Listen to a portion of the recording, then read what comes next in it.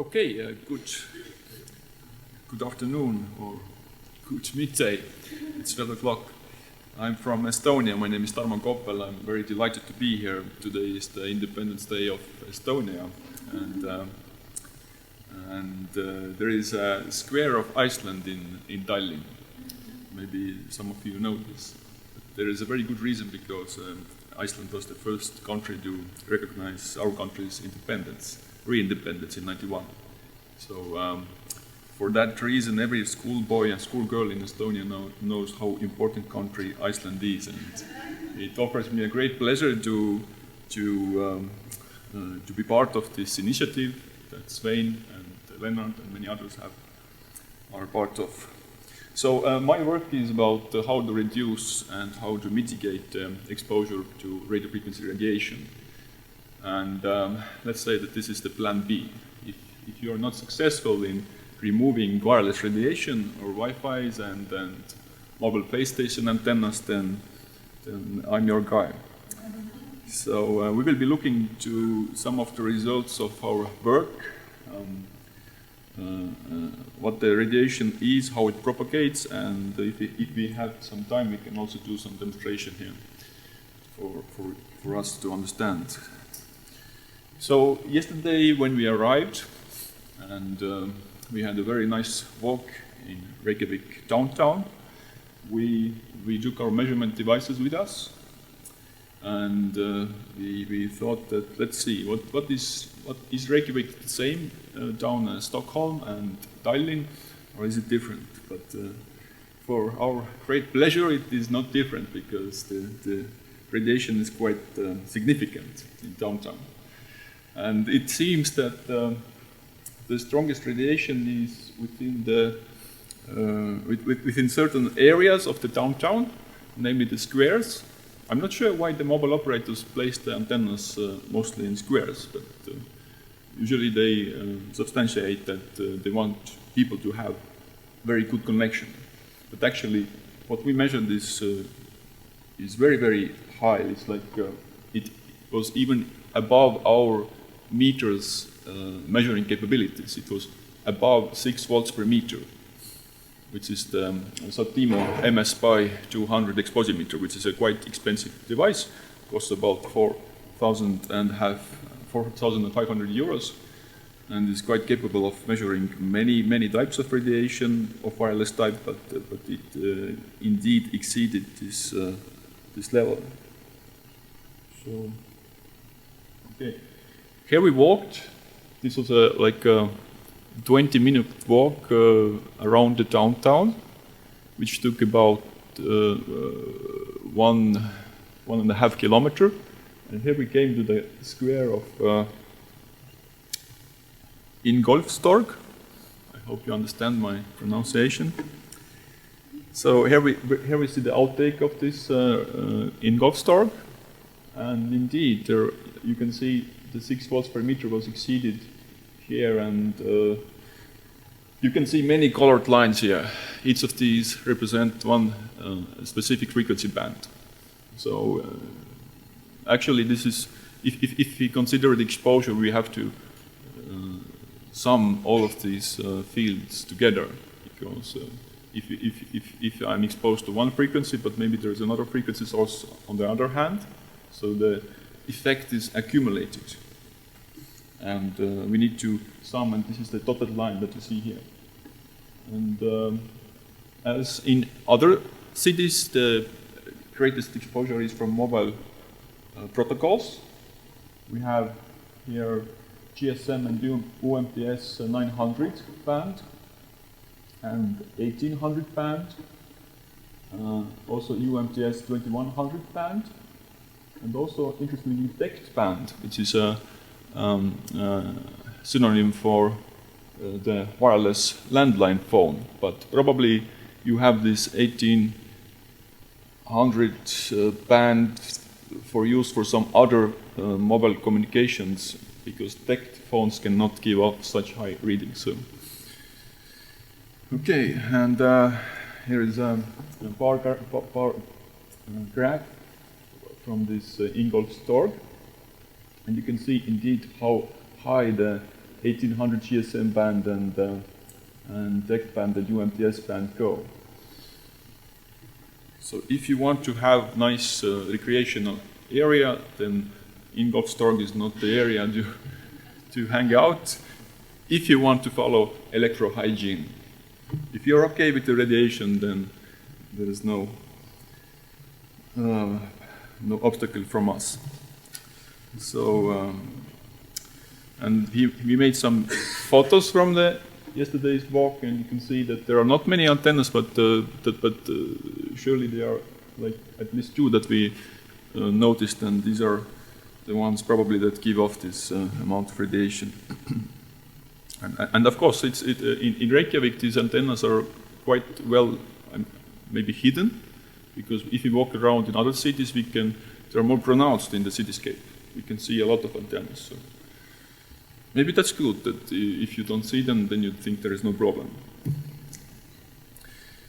So now let's look at some basic principles about RF radio frequency propagation. So radio frequency wavelength is much shorter than 50 Hz wavelength that we have on the power cables. And this means that usually we get partial exposure over the body. The typical exposure for the office worker is presented here, the upper part of the body exposed, since the majority of the radiation is inbound through the windows. And this is a same office space, workplace during the day. And also this graph presents that around the midday, the exposure is the strongest.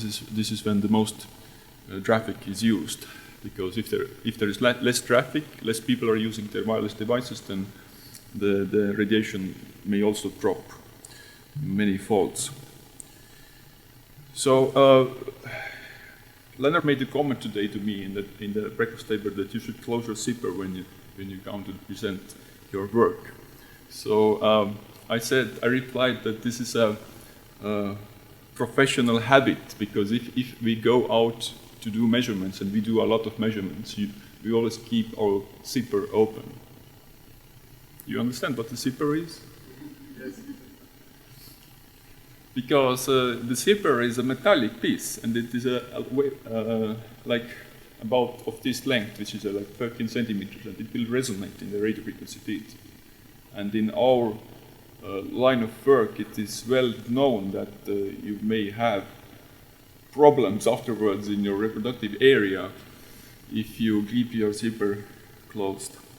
So this, it will resonate, and you will have multiple exposure from the base station or whatever you are measuring.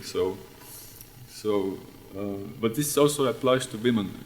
The bras are also, they may have metallic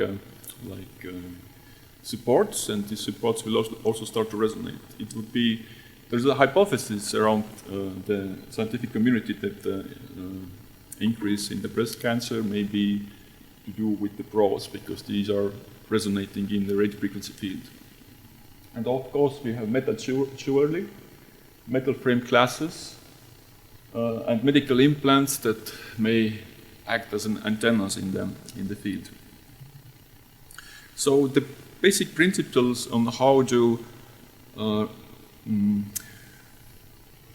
assess the exposure is, of course, how strong is the electromagnetic field, what is the distance to the source from the point of view of the person that we are assessing, and for how long the person stays near the source.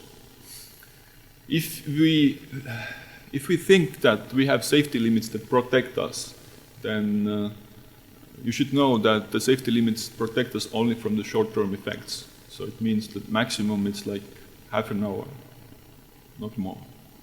Because the basic scientific knowledge based on which the safety limits are drawn upon is short-term effects, and it's explicitly stated in the legal documents, in decrees and in laws that regulate EMF exposure safety, that these limits only protect from the short-term effects. So you should not expect that you will have long-term exposure protection as against the effects that were discussed by previous speakers. So the basic principles on how to reduce the exposure, the strategy would be to minimize the usage of the RF sources indoors, and if we have outdoor sources, then we should block these. And in which order we should do this? We should follow, of course, the basic safety principles, which means that first we should start to remove the source. If that's not possible, we should create more distance to the source, because the field level is dropping exponentially with the increase of the distance. And if that's not possible, we should build a shield against the source. We could shield the walls, we could shield roofs, floors, windows. It's all dependent on from where the radiation is coming from. And of course, we should consider that the most attention should be paid on places where people spend most of their time. It's not the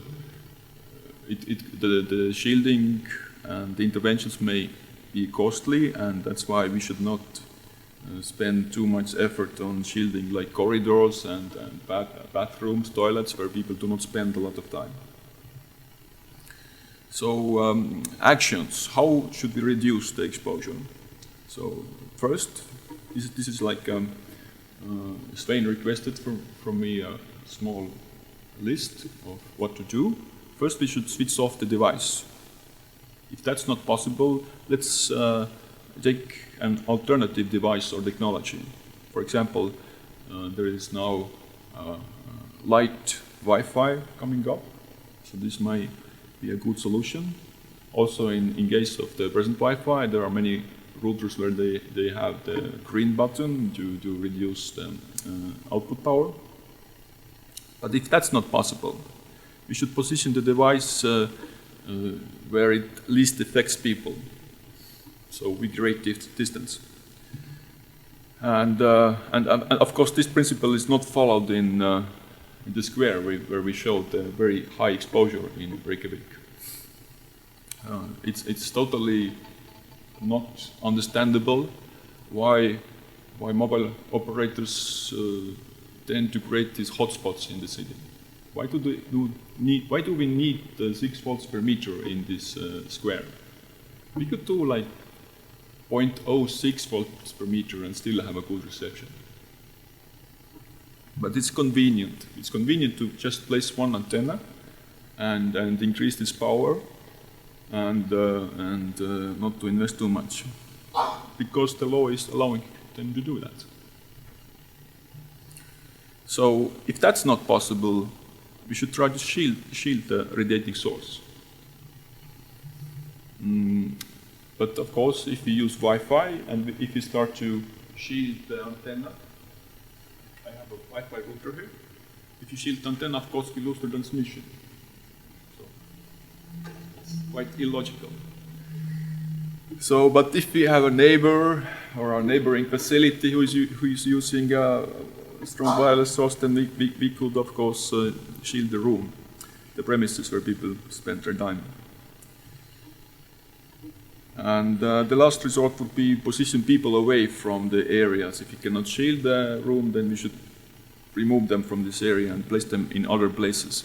When we go out and do exposure measurements in the schools, we often see that at the school board, teachers, and of course students themselves, they do not know where are the hotspots. There might be that there is a like very hot, in the sense that very strong radio frequency area, like in this narrow place, but just 2 meters away is like 10 times less. So there should be very good awareness where are the hotspots, and the hotspots should be avoided. Because if you're sitting like in 6 volts per meter area or 0.6 volts per meter area, perhaps this is a crucial point for for this person not to develop the problems that were discussed previously. So the exposure and its effects very greatly depend on many factors. We have, this is a very representative picture, we have outdoor, okay. We have outdoor sources, we have indoor sources, and we have personal devices. The most that the person can do is to control how he or she uses their own devices, because the most exposure we get from our devices like tablets, PCs, and mobile phones. Everything less is much less affecting us. So here is an example of common radiation sources. We have like Wi-Fi routers and mobile sticks, networking sticks for wireless LAN and 3G, 4G. And the most, what we see when we follow how people use these devices, they do not understand what is radiating and what is the most hot spot. And if people would understand that, for example, this area here is the most radiating part, they would place this away from themselves. So good safety understanding and understanding of where the radiation is coming from is very, very important. So here is one study that we did. We tested the radio frequency fields from the mobile net stick in different distances from the person. The person is sitting using the desktop computer on the table, and of course most of them they put the net stick right to the side of the PC, the laptop. But if we would increase the distance to 1 meter, 5 meter, or at all place it outside of the premises, we should have such decrease in the radiation exposure. So we made measurements for all bands, 2G, it means GSM data, 3G, UMTS, and 4G, LTE.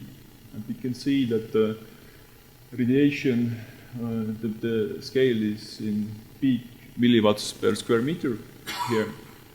We can see how dramatically the radiation drops as soon as we great distance. Of course, we have to also account for the wavelength of the field, because in 2G the wavelength is around 1 meter because the frequency is 900 megahertz. So in increasing the distance to 1 meter does not create as great effect as in case of 3G and 4G. But we can see that already 1 meter creates a lot of decrease. And if we place the net stick away, we have a USB extension cord and we place it away outside of the room. This is what we see. We see very strong decrease in the field, 3.9 milliwatts per square meter before and 0.1 afterwards in case of 2G. So this, of course, also applies for different reception levels, because if we, in principle, have 1 bar, 2 bar, 3, 4, 5 bars, this also is reflected in the output power of the wireless adapter. If we have only 1 bar, then of course the wireless radiation is also stronger from the adapter, because it knows that it needs to put out more power to gain connection with the router or the base station. But we can see the effect in all reception levels. Exposure is dependent on the antenna location and of course also the radiation pattern of the device. And we are sorry to say that many producers do not make good devices. They do not place antennas in a way that it would decrease the exposure to the person. For example, if I put this net stick onto my computer, it would most probably affect me as much as the area here. But why is technical solution would be to focus most of the radiation away from me. So this would already, the design of the device would allow at least 10 times less exposure. So here we tested different mobile devices, tablet PCs, netbooks, laptops, and smartphones, and we saw that the strongest radiation was from the smartphones and tablet PCs, because you hold them closer to yourself as compared to the laptop PCs and netbooks.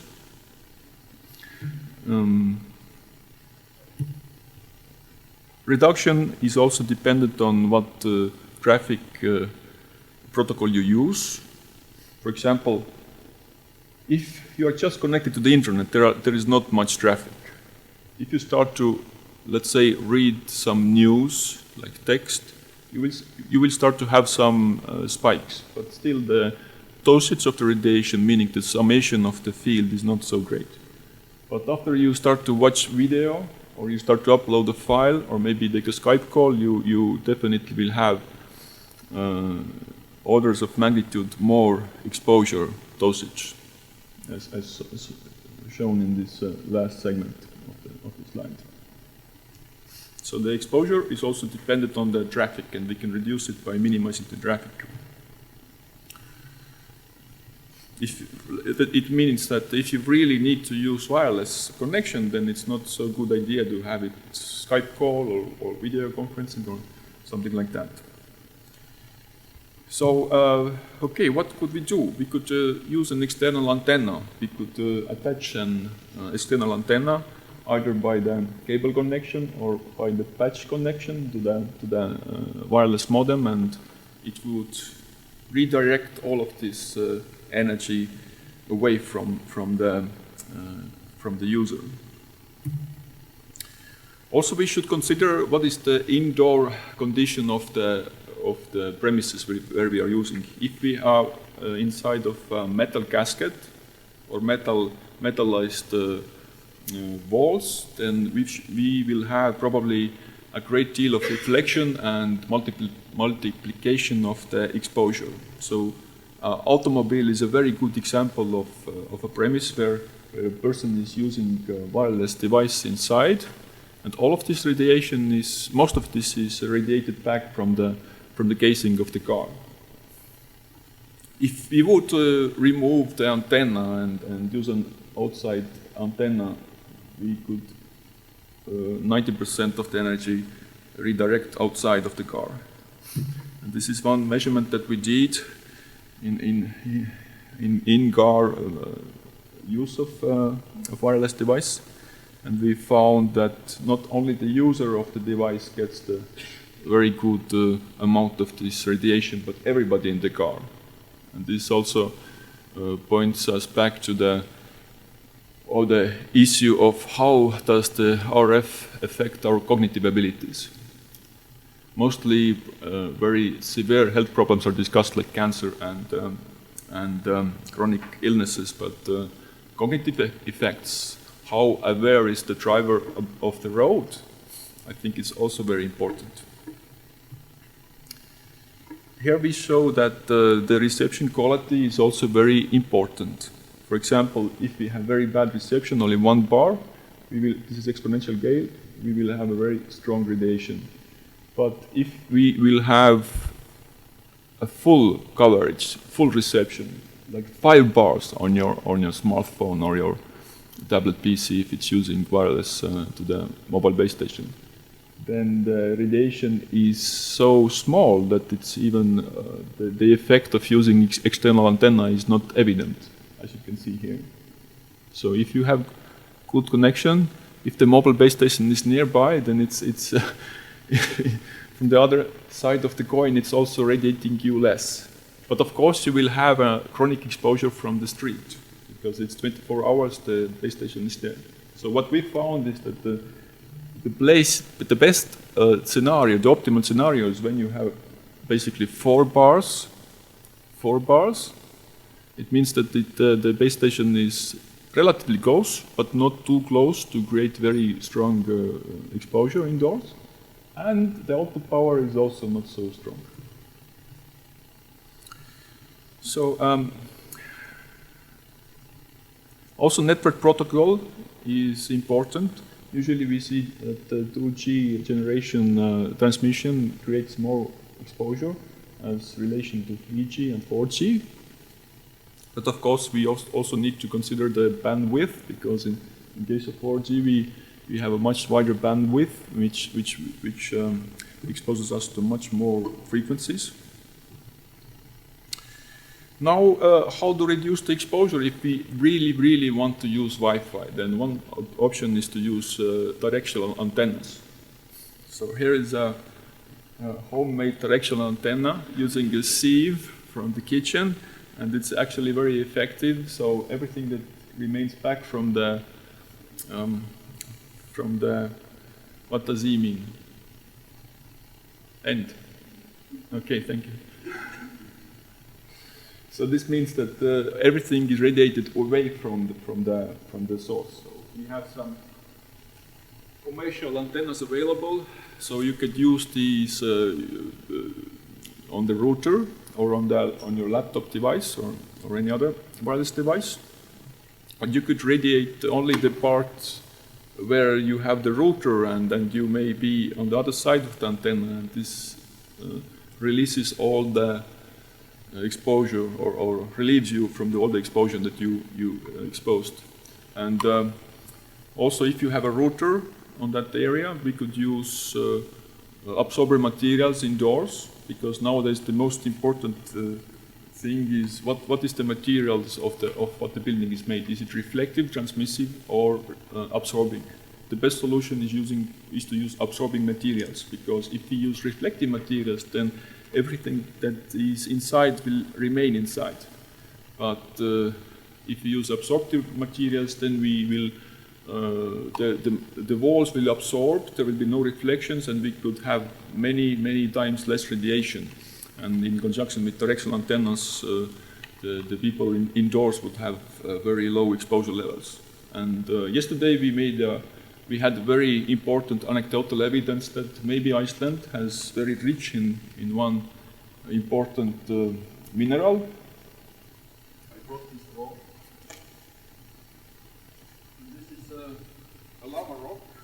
It's a lava rock that, based on this anecdotal evidence, is quite possibly absorptive material, because it's porous, it is semiconductive, and the radio frequency field is trapped inside of the material. It is not reflected back. Of course, this may not apply to all lava rock. The investigations must be made on which type of lava rock is absorptive. But as I heard that in some places you have anomalous drop of the cell phone coverage where there is lava rock. So this is quite an excellent indication that there is absorption going on. So thank you very much. I hope you learned something, and I will release the podium.